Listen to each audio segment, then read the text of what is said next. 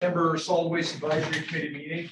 Want to do a roll call first here. We may not have a quorum, but I believe we have one today. So Paul Bertagna, Dines, Jake Obrist, Ron Shearer, Jared Black here, Keith Caceres here, Chris Ogren,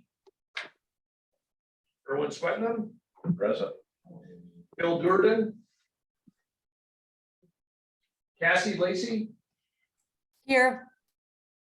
Mike Riley, Present. and Robin Bora, who said he was going to be here. He's maybe running a little late. So we do have a quorum of 6 members at this time. So on the agenda here. Okay, so first item on the agenda is review and approval of the August meeting minutes. If you've had a chance to take a look at those, any corrections or additions to the minutes? I move approval. Mike Riley moves approval. Second. Erwin Swindon seconds. All in favor? Aye. Aye. Opposed? Okay, meeting minutes are approved. Item number 2 on the agenda is public comment. Do we have any members of the public that want to weigh in at this time? I guess not. So moving on to item number 3, I'm going to pass the hat to Dwight for the slideshow here. Wall. I think he'd hit the enter key, but it works on this one. Yeah, that one. All right. So welcome, everybody. So kind of wanted to go over progress to date a little bit, and then kind of where we're at right now and where we're headed. We've had lots of SWAC meetings, lots of presentations and all, and this meeting here today kind of sets things up for kind of the more extensive work that we're going to be doing here from the standpoint of reviewing sites and all. So you won't be seeing us at least doing a presentation and all that for a couple of months, because we really need to kind of buckle down and get into the details of these. But we'll get into that, but I just kind of wanted to lay that out a little bit. So so far we've developed the citing criteria, went through that process, kind of concurrently developed the citing process itself, went through that with the commissioners. Last month, as we talked about, we identified the countywide exclusionary areas. And then now, today, what we're coming back with is applying the criteria and those exclusionary areas to the site identification and site screening. So this is what's kind of leading us to be able to start looking at these actual areas and doing more screening at that site level. So that's the presentation today. A couple things I wanted to do, though. You might recall last month when we went through the exclusionary areas, a couple of them were not fully, what do I want to say, fully baked or whatever, as far as the criteria and having everything in there. And that was particularly the airport buffers. We missed the Sunriver Airport and wetlands. We didn't have the correct wetland layer in there. We had a much smaller number of wetlands that are actually in the National Wetland Inventory. So in the minutes that you got in the final upload of the presentation from last month, we included those maps. So I just wanted to go through them here real quick, just so you see. So what we did is we picked up the Sunriver Airport, which is the one down there farther south. Actually, doesn't call out Sunriver, but that's the airport that's there north of the where it says Southwest Transfer Station. the screen sharing is not on. Oh, okay. Let's see. Sorry about that. It's okay.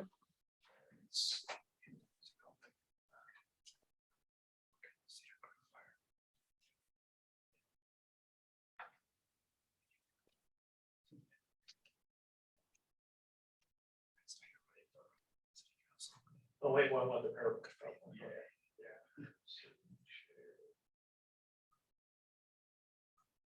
How's that work, Keith?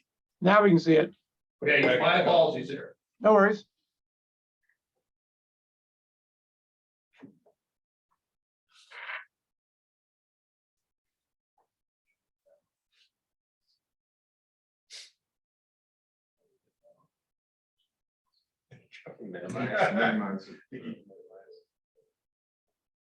There we go. Okay. Well, you drive. So just so everybody sees, so we did add in the Sunriver Airport. And so that is the one that shows up just north of the southwest transfer station there. The wetlands were, I mean, they were much more extensive than what we showed last month in the original presentation, but they're still, not that extensive from the standpoint of, where areas are in the county. And so probably the ones that showed up the most, and I think people picked up the most, were the ones in West County, especially along the Deschutes and up in the mountains and in the lake areas and all. So that's why you see a lot more out there.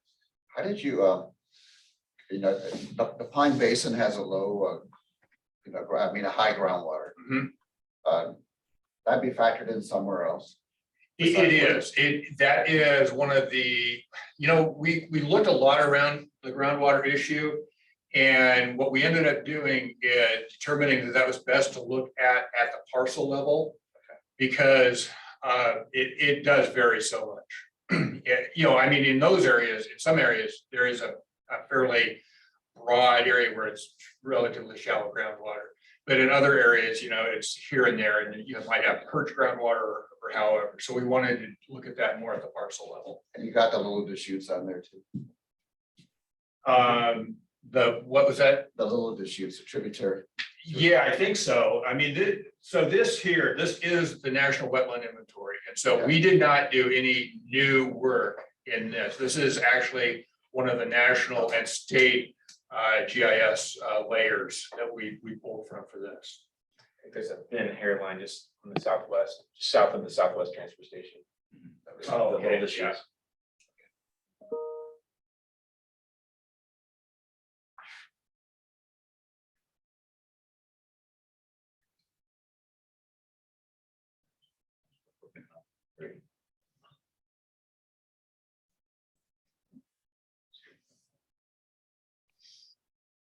That's a slide one. Right. There we go. There we You go. hit it a little bit. Okay. So with those two included, the updates, the airports and the wetlands, we did the new consolidated exclusion areas map. And so that's what's shown here. And so, we have some fairly large areas that are excluded. The ones that really pick up the most are obviously the incorporated areas and UGAs and so forth around the cities. The Metolius up in the northwest corner there, sage grouse core habitat down in the southeast, and then actually one other large one is up there, just below where it says Alfalfa Transfer Station. That is the Badland Wilderness area, and so those are kind of the big areas, that showed up as far as exclusionary areas. So those blobs to the southeast are all three of those are sage grouse. Those were all sage grouse, yes, and that's core sage grouse areas, yeah. And just thinking about the minutes, talked a little bit about, I think it was either Peter or Nick from the county talking about there's general, low, and core Mhm. for the sage grouse. So Yeah. where's the low show up on that? Because one of them was suggesting that you excluded as well. Yeah, so Or how are you wanting to address that? So this only shows core, because the other, there is a certain amount of parcel level evaluation for the other categories, whereas the core, we just figured that was exclusionary itself. And so those other areas will play out at this broad level screening. They were not part of the fatal flaw. Yeah. It's just the core absolutely is, but the other two areas were not fatal flaws. Yeah.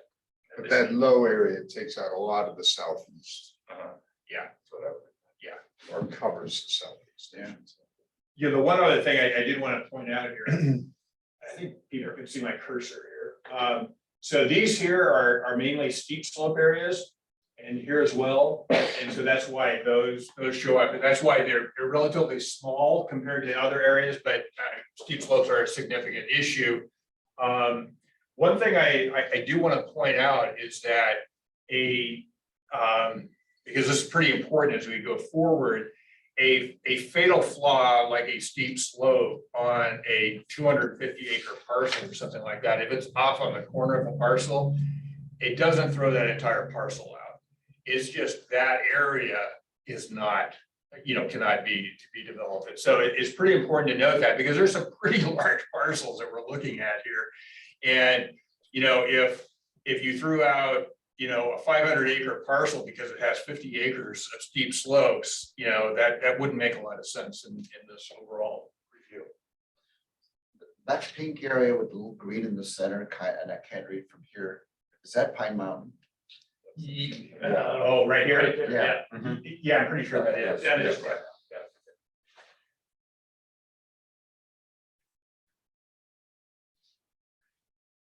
So now we're going into the broadside screening and areas of interest. So we're terming this areas of interest because we're looking at parcels, but we're not necessarily zeroing in exactly at the parcel level because this is where kind of this starts playing out as far as parcels that may have some kind of exclusionary elements to them, but ensuring that that's not throwing the entire parcel out. So that's why we're not showing parcels today.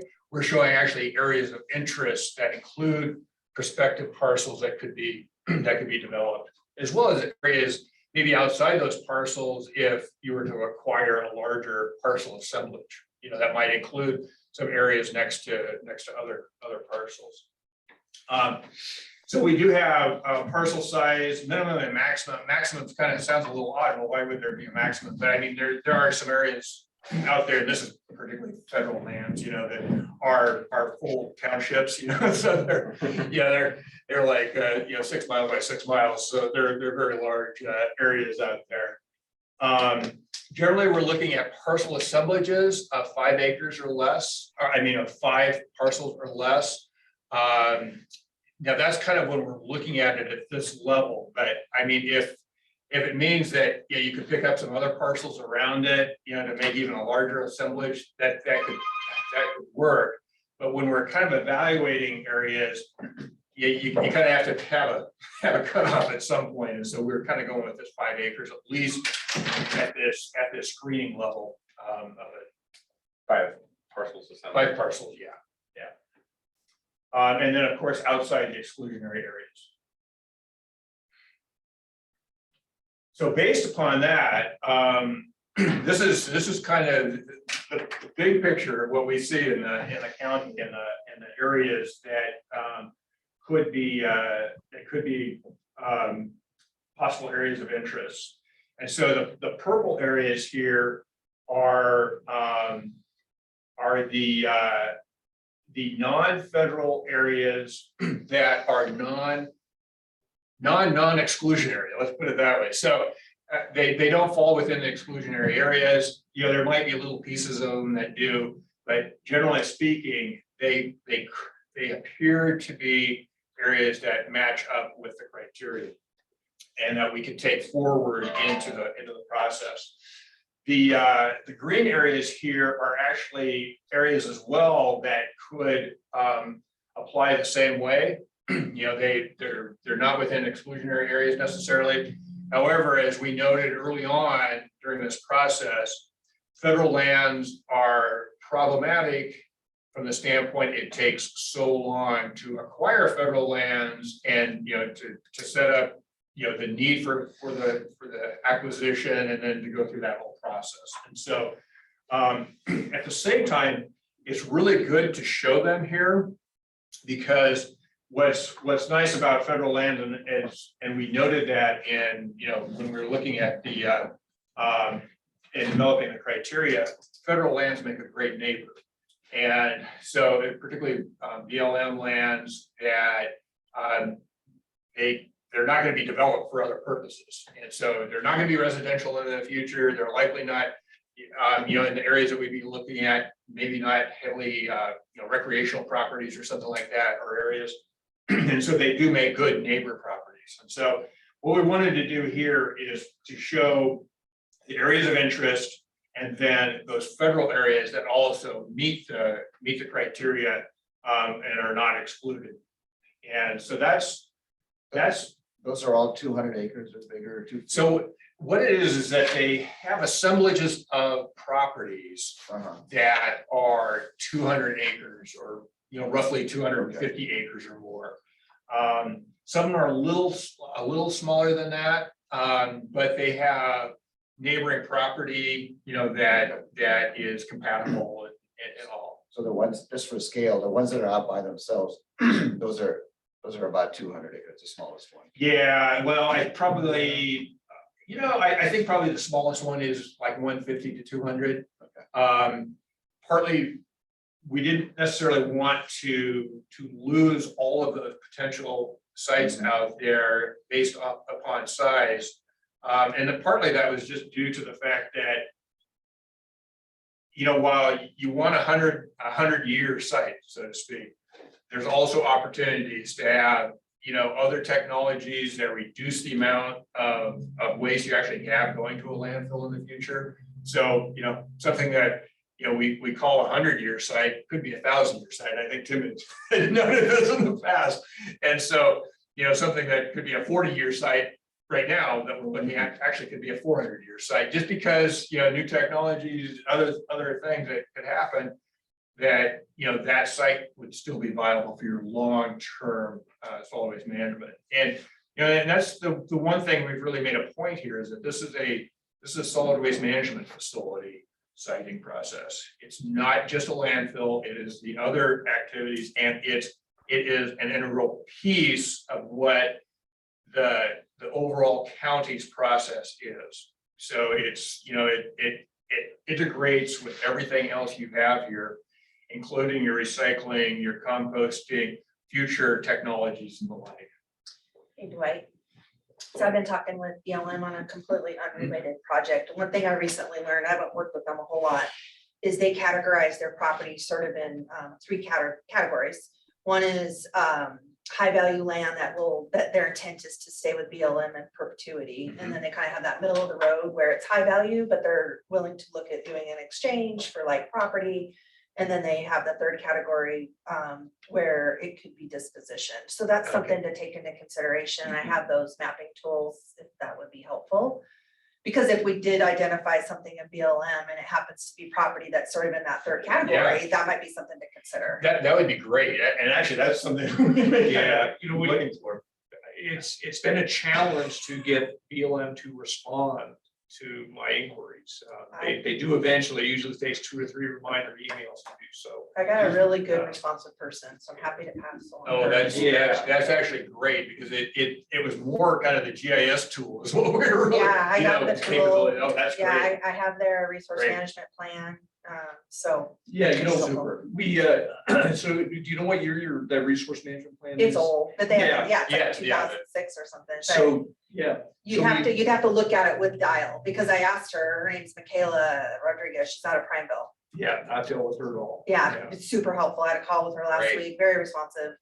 But what we talked about, I said, well, this plan is so old, so really we'd have to layer it and look at it with dial, because they may have dispositioned something that was on their plan, right? That's no longer available. So we'd have to do this kind of Oh, yeah. tie or whatever, but it could be helpful. I think so, because we did get information on land that's slated for disposition in the Prineville district. But that southeastern toe of Deschutes County is outside the Prineville district. There's a name for their districts which don't line up county Right, to yeah, county. So yeah. she's part of what our county, I mean, she Yeah. oversees or whatever Okay, her yeah. job is. She's involved. It's like, I can't remember the name. It's like the to shoot something, I can't remember. Yeah, I definitely want to get together with you on this. Yeah. They've been Yeah. a challenge to try to get information from, so, yeah. Well, no, it's actually really great to have something more beyond just the plan. Like you say, the plan's pretty old. And we didn't necessarily have, the meat behind it. Yeah. Which is great. Yeah, they have an interactive GIS. Oh, so- super. If we could get some of their layers and add that to this Yeah. to differentiate those different categories for the BLM parcels, that would. Yeah, that would really be super, especially for that area that's kind of in the middle here. Right through here. This is primarily BLM, some Forest Service, I think, on this edge, as I remember, and then this is Forest Service out here. How forward would I have?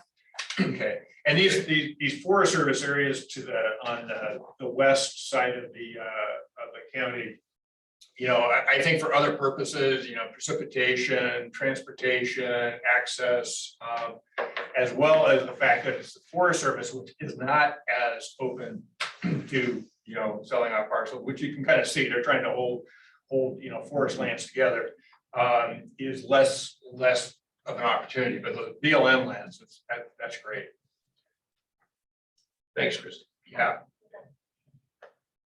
That's a big reason why we wanted to differentiate between non-federal and federal. Yeah. Is to highlight the unique challenges there, to not convey that, we're seriously considering or Yeah. very likely to be there. They Yeah. have different challenges. yeah, exactly. Because before we separated them out, you had this, wow, it looks like half the county, but it really wasn't when you really got down to the nuts and bolts of working it through.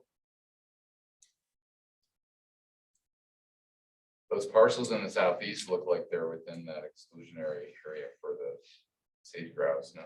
No, they actually skirt. those- Yeah, those- so- That's wrong, called the three blobs in the south. Yeah, Yeah, the one that might that big just. empty zone there is that. So there's kind of a little blob right here of core. And so this one might be in that, and this, a little bit of this might be, or it's hard to say. I'm actually looking at that now here, and we actually should have done one with the two of them together here, but this, yeah.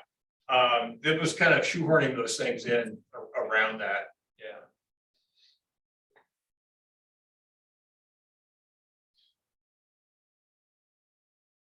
So, so the idea now is to, based upon this, start looking at specific assemblages of parcels that are out there and do the broad site screening.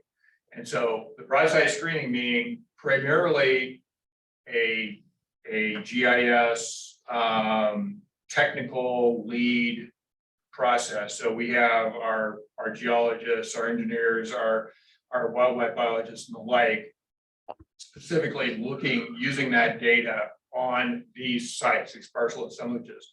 This is kind of where we start taking a look at, okay, there's steep slopes out there shown on one. Does it really come into play on this parcel or not? Can we actually still build something on this area? And so that's where this will play out. And so here in the next, probably month or so, we will actually have kind of sites pulled together that then we can start doing the broadside screening. And we want to pull those sites together and do the broadside screening all at the same time. So that that's what we come back to you with in December is, okay, we've got these sites. Now we've done some broadside screening, so we really know if they're sites or not. So if they fall out in the process, we don't necessarily want to bring them forward just to kind of mess up the work, so to speak, with more sites than we need to look at. And so that's kind of the idea there. This is jumping way ahead, but if for some reason a BLM parcel turns out to be the best place and it's available, there's gonna be a huge fight if there's any net loss of public land. Would the county have funding to buy private land that's adjacent to BLM that's equivalent and tack it on? I wouldn't see why not. I believe the county has land that is surrounded by BLM and or Forest Service land that, I remember a conversation with you, Tim, that BLM would like to unitize and get those little islands of property that does not belong to them. So there may be equivalent exchange of land should a piece of BLM property come up. But certainly the option of acquiring land for application is a possibility. But I think the county has a number of properties that would be available for exchange acre per acre. Yeah, and it would be similar to other acquisition situations where it would just be kind of a multi-parcel type thing where you'd have to maybe buy some, if it did come down to having to buy some, that would just be part of that transaction. Just to add to that a little bit, typically it has to be equal value, so you have to do appraisals on both, and it has to be, so if one property comes in where acres are worth less money, you can make it up with cash or the number of I see. acres, so it's not Okay. necessarily 1-to-1. That's for exchanges.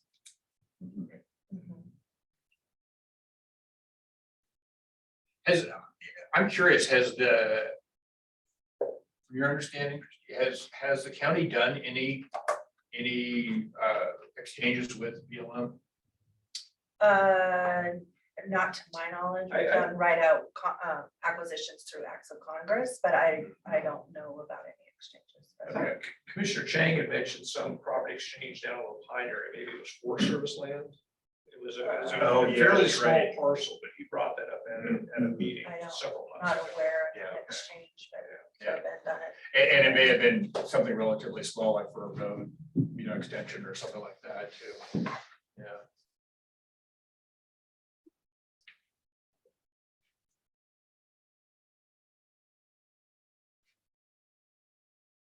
So I'm going to come back up to this. So this is essentially the extent of our technical presentation today. And would really love any other input, thoughts, questions. Well, what about this area? Those types of things. This is a great time to bring those up as we go into broad site screening. Because what we really wanted to do is make sure that we got this to you prior to going into that, so we could kind of get any thoughts you might have as far as, the missings or why are you looking at this area and things like that. Or, things that you may see that, now even, we did all the criteria, but hey, have you thought about this? It's never too late to bring things up that could be critical to the success of a project. Seems like things that are far out. You have the transportation costs. And so something that's way out in the corner of the county could be a little less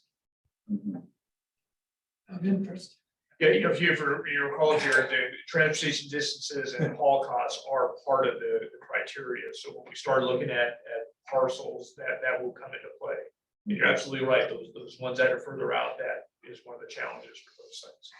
Yeah, and that was actually one of the things that we tweaked based upon conversations with commissioners, was that concern of, let's make sure we score things that are a little closer in, a little higher based upon that, because of that long-term cost of having things that far out. Yeah, I had the same comment.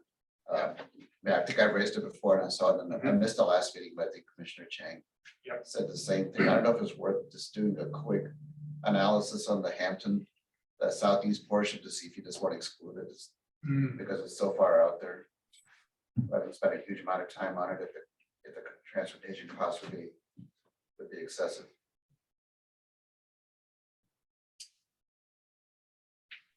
That's actually a good point. And it may not exclude it, but it may be good just to have it out there, just to have for sensitivity to show, okay, well, this is what it means to go this far out. One of the things that with transportation and the waste guys, you're kind of know this, once you have it in the truck and you're going down the road, that getting it in the truck and starting down the road is kind of your big cost. And that incremental piece in between is not as big a deal, but it's still, obviously it's still a really big, it's still a big cost, but it is important to not just figure that because it's, twice the distance out, that's gonna cost twice as much to ship it there. And that's not necessarily the case, because you have your front end cost, you have your back end cost on, you know, and your, And there's also greenhouse gas emissions on top of it. yeah. So, just a point, I don't know if it's significant or not. Your federal area up here in the green, those are large, broad areas where you might consider going in there. But many of the smaller purple parcels are surrounded by federal land that make them potential sites because of this, the buffer we get from the federal land. So Yeah. we don't want people thinking that there's no federal land at all around the purple areas. Yeah, no, that's a really good point. That's a really good point. We have a raised hand. Lori, you have something? Yeah, as someone who has spent a large amount of my time over the last 20-something years traveling Highway 20 East, that road can be vicious in the wintertime. And there's a lot of accidents that close the highway, which could make delivering materials to a landfill out there difficult at times. Yeah, you know, that's a good point. When we were during the solid waste management plan project, looking at the long haul option, that was definitely a significant factor. If you're going from Sioux County to the Columbia Gorge in the middle of winter time, that same issue can come up. That's a really good point. Yeah. Lori, can you identify yourself, your last name, and just a citizen at large, or are you with a group? Lori Gordon, I'm in materials yeah, management with the Department of Environmental Quality. Yeah, thanks, Lori.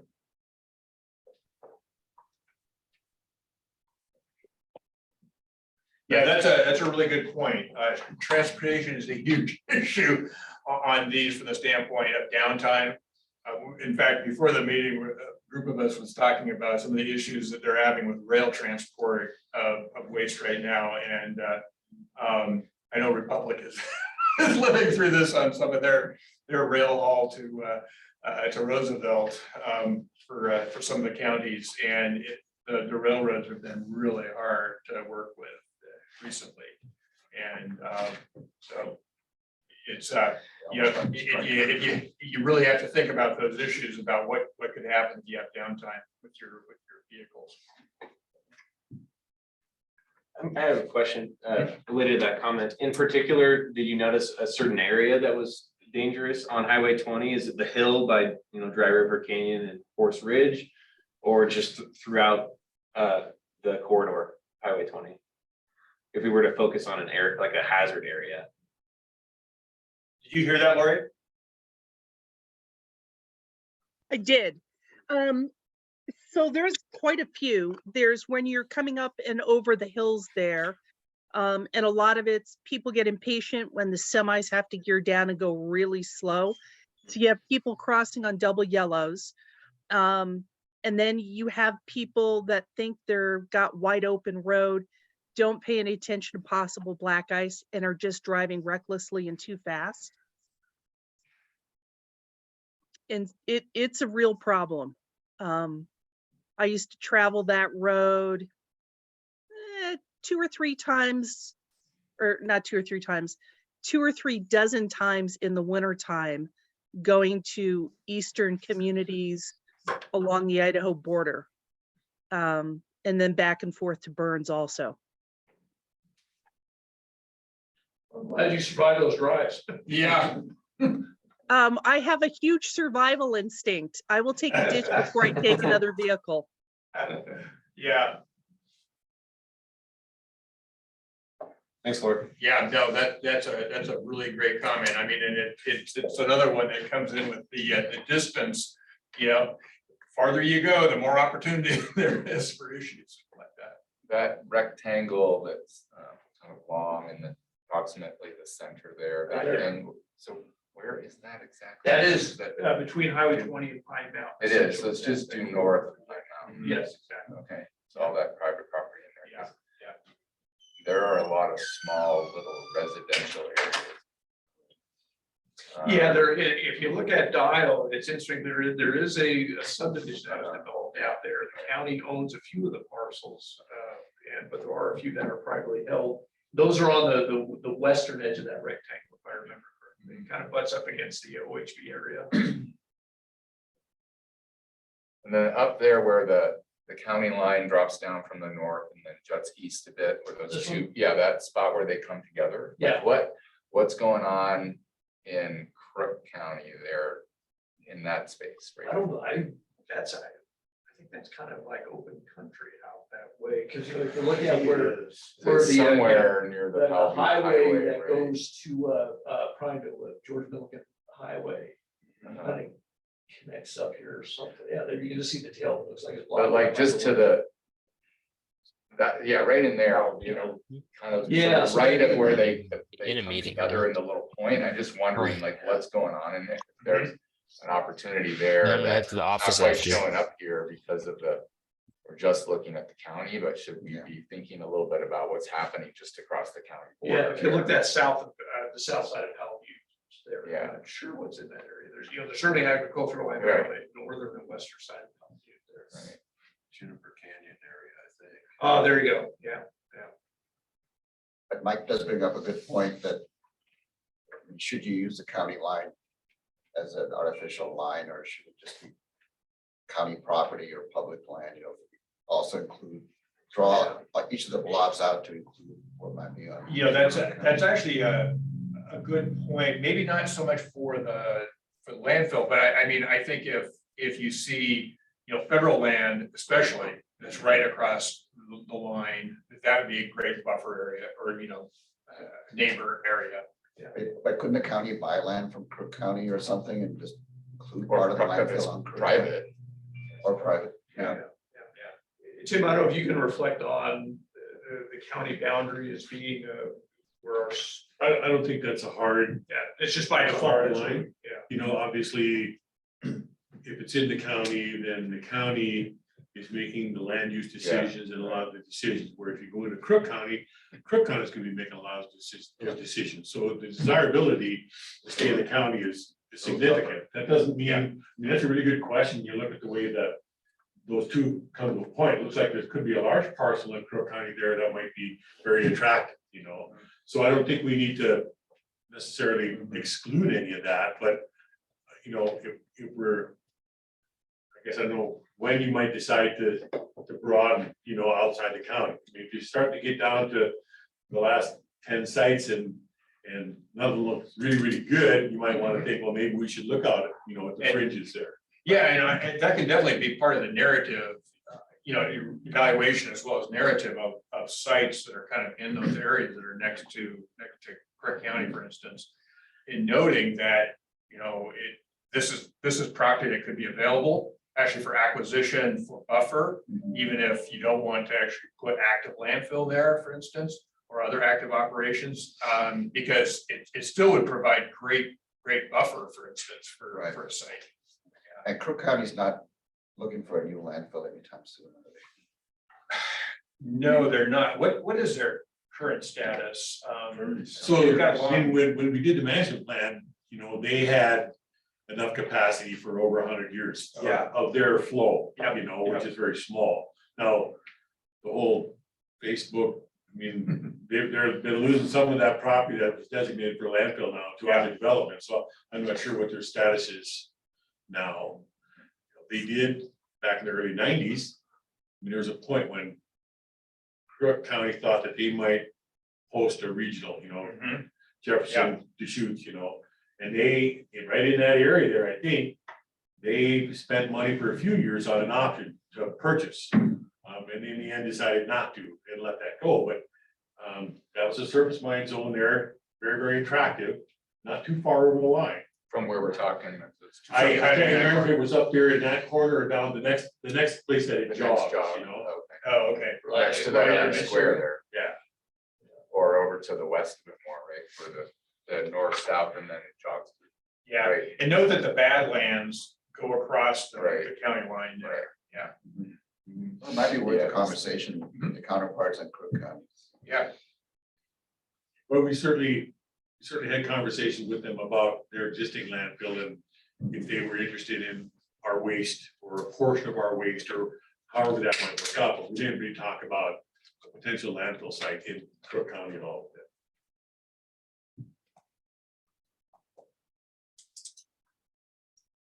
Yeah, if you show them this map. See what kind of reaction that you get. Mhm. Well, it's interesting because when you start looking at the parcels at this level, that roughly fit within these areas of interest. It is it's a real puzzle. I mean, because you're looking at areas that they actually might show up as like 20 parcels, and they are. Well, that's more than our 5 parcels necessarily, maybe. But the thing is that it's 20 parcels that make up 2,000 acres, let's say. And so, you could actually have even multiple sites within, those multiple parcels. And so that's kind of what we're looking at. That's another reason why we kind of went with this areas of interest, because that way we could make sure that we were looking more specifically at, okay, given what you have out there, where would you site a facility? Would you look at what the property ownership is on the other side? If those become of interest, So on the other side of the where the thing looks like that. oh, well, yeah, definitely. And so I think that's the point, is that I think when we do this, we're looking at not only, across county lines necessarily, we're also looking across these lines, these areas of interest lines, because while those parcels outside that, maybe for some reason they're not a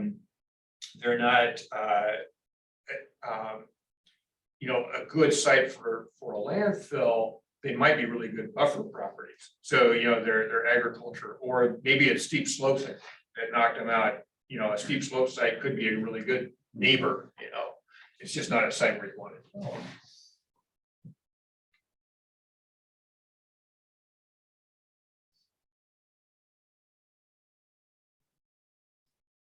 So that's what we have, and we're going to be jumping into it here over the next 3 months, and be back here in December to kind of go through that what we've done through that process, and I think we're actually, let me go to the next slide here. So on our communications plan update, and Susanna, if you want to weigh in on any of this as well, that'd be great. As we kind of talked about, communications become more intensive as site selection narrows. I think as people start seeing these areas of interest, there will be more interest, so to speak.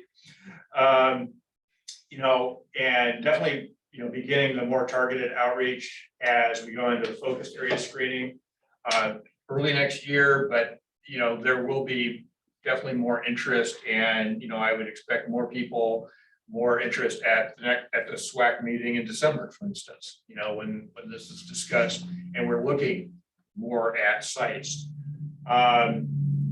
We're continuing to identify outreach opportunities, to share this information.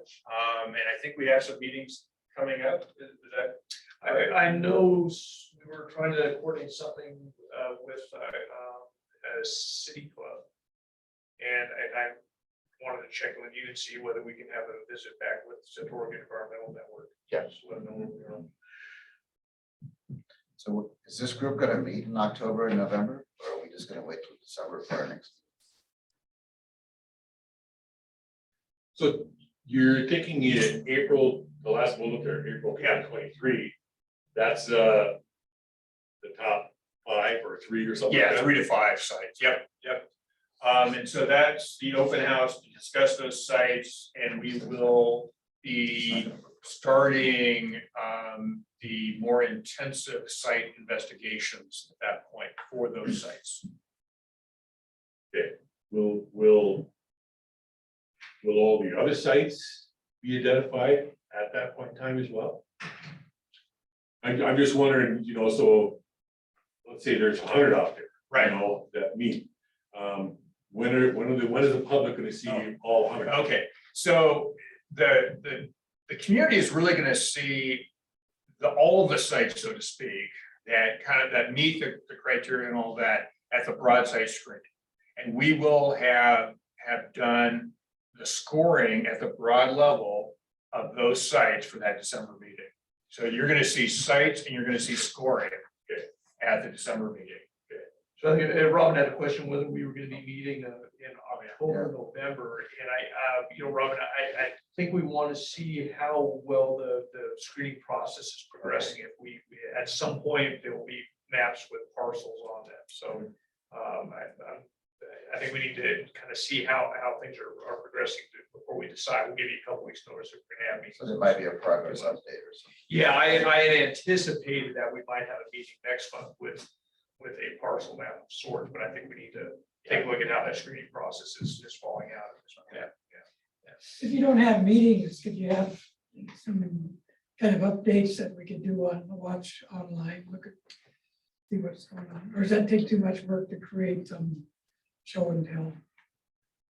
Wait, if I could address it, so this is a formal committee appointed by the board, so if we're gonna convene of anything, we should have a formal meeting with public access to it, so we can't really provide you guys snapshots officially or anything like that, so I think we need to go through that formal meeting process. So, Call it a Zoom meeting. Just do the whole thing you virtually. can certainly Zoom from home if you want your. I guess what I would say is the earliest that we probably want to do that is the November meeting. Because I really do think we need, the county and the consulting team really needs the next 2 months to kind of roll up our sleeves and really look at these sites and start this process. Yeah. But that said, I think we probably could have, if it's of interest, we could probably have something for the November meeting. Yeah. I think maybe before we spring things on in December, we should probably give the community an update. Yeah. Okay. Yeah. I had a question, comment related to communications. If you go back one map to that map you had. I had a call from a prominent citizen about a month ago, maybe 3 weeks ago, saying that he had heard on the radio, local radio, that parcel that Mike referred to, that rectangle north of Pine Mountain, was going to be a landfill site. I tell you one thing you gotta be very careful about is anything you hear from the media. So 8 or 9 months ago, I got a call from one of the local TV stations asking me about a memorandum of understanding the county had signed with that developer for a landfill in Lake County. His information was, we signed a deal, and that was totally off the wall. So, you gotta give those media sources a little bit of There wasn't some discussion that this committee's not aware of that went on with the media. No, in fact, I haven't had any direct conversation with the media about anything related to this process since the Lake County landfill issue kind of came to a head over the past few months, which has kind of died. I have not heard a thing for some time on So that. that parcel by Pine Mountain is privately held, and they approached us early on saying, we want you to consider our property for a landfill. So if somebody's saying it's gonna be the next landfill, it's probably the property owner. Yeah. But he said he heard, I don't know if it was KPOV or not, he didn't specify, he said a local radio station. That was news. Really? That was So- gonna be the next landfill. I do know that OPB put out a substantial radio broadcast about the Lake County landfill, Okay. as did Central Oregon TV. They had in fact, we showed that. No, he said specifically, North Pine Mountain. Yeah, I mean, I've had calls from that property owner a couple times since your retirement asking, where are we? And I said, well, we're in the process and we'll get back to you. So, no, there's no deals going on behind closed doors at all there. That's what I told him. Yeah. It's probably an error. If you recall, one of our objectives on the communication plan is to be transparent. So we absolutely need to maintain that transparency. Interesting. Yeah. So was he upset that that might be a landfill site? Right. He has a concern about sage grouse. I mean, so it gets leaked out there, however it got leaked out. If there was no giant outcry, that's a positive sign. Testing the water. Yeah. Chad didn't get any call, okay. So along the lines of Robin's call, I have had a couple calls, realtors asking, well, what's up? We have a client that's interested in buying property here. I said, well, we're in the process now. We don't have parcels identified. And that's truly where we are. But you know, in other siting processes, you know, real estate agents and others have picked up maps like this. And said, oh, I've got the property for you, and it's right inside this purple. There you go. You know, I mean, so I wouldn't be surprised if Chad doesn't hear from somebody in the next month based upon this going out as part of the packet, you know, and it's public information now. Thank you all. I have to jump on another meeting. Thanks for a good meeting today. Thanks for attending, Keith. Sure, of course. Bye.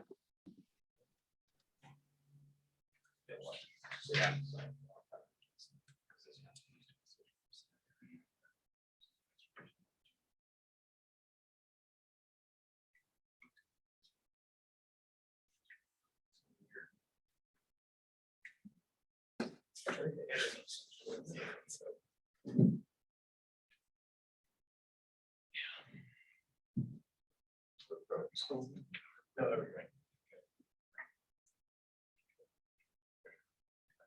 I rolled it up. Okay, it must be, are you trying to go back up to that? The next one, down or up? Last slide. Must be a problem with there. Yeah. So this is a pretty easy what's next slide. So it's pretty much what we've been talking about. So the public outreach, definitely, you know, the outreach like to City Club, to the Central Oregon Environmental Council and other outreach that we're looking at. And this is a great time to do that. I mean, you know, now that we've got areas of interest so that people can see that and kind of have an understanding of how we're going to apply the criteria to these potential areas. Yeah, one thing, so, community outreach, so tonight I have my county college thing, I have devoted a good portion of my presentation to this process for right now. Yeah, that's great. And then the broadside screening, and that's what we're doing over the next 3 months, is that broadside screening exercise. So the next update to the board be after the broadside screening portion's done, or what would that timing look like? You know, I would expect so, it was kind of heard by, you know, the board's communications with Nick. If Nick wants us to speak with the board before then, we certainly do that. But I would anticipate something after the broadside screening process.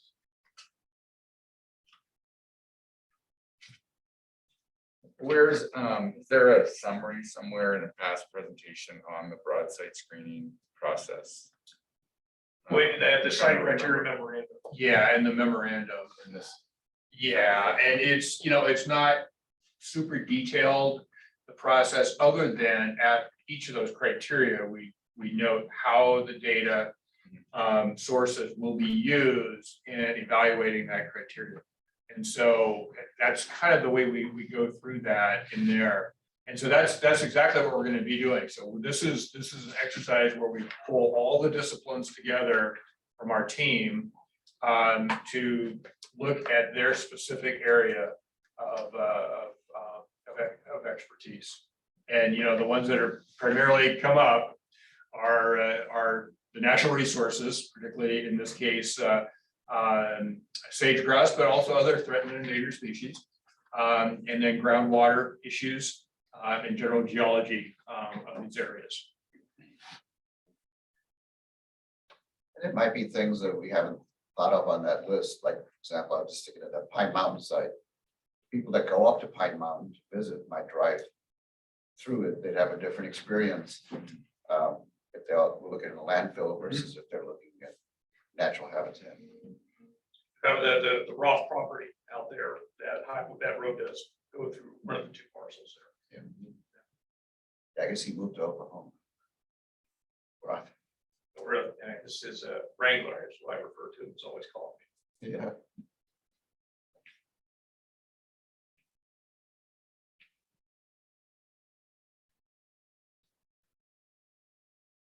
Any other questions, comments, thoughts? Great, good. So if there's nothing else, do we have a motion to adjourn? Motion be adjourned. Then motion to be adjourned, second, Second, adjourned, seconds, all in favor? Aye. Opposed?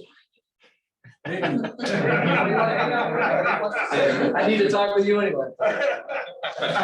Thanks, everyone. Hey, thanks to all you online attendees as well. Have a good day. Yeah. I'll be traveling next. everyone. Thank you. I'll also be traveling during the October meeting. I'll see you the Zoom, but especially if, I just, it's a chance it could be canceled. Yeah, October is a little bit of a lighter probability of the meeting than November. It's probably more.